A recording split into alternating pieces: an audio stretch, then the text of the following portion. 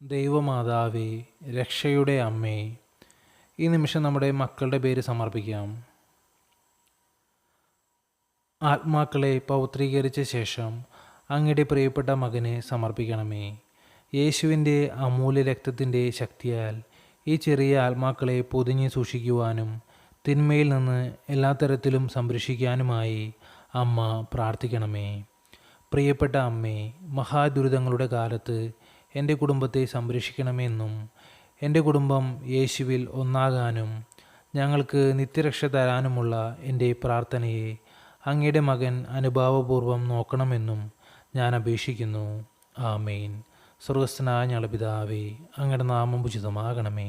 അങ്ങയുടെ രാജ്യം വരണമേ. അങ്ങയുടെ തിരുമനസ്സ് സ്വർഗത്തിലെ പോലെ ഭൂമിയിലുമാകണമേ.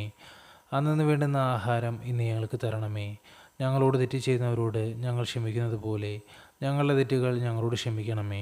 ഞങ്ങളെ പ്രലോഭനങ്ങളിൽ ഉൾപ്പെടുത്തരുതേ, തിന്മയിൽ നിന്ന് ഞങ്ങളെ രക്ഷിച്ചു കൊള്ളണമേ.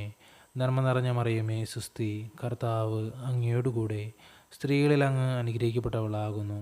അങ്ങയുടെ ഉദരത്തിൻ്റെ ഫലമായ ഈശോ അനുഗ്രഹിക്കപ്പെട്ടവനാകുന്നു.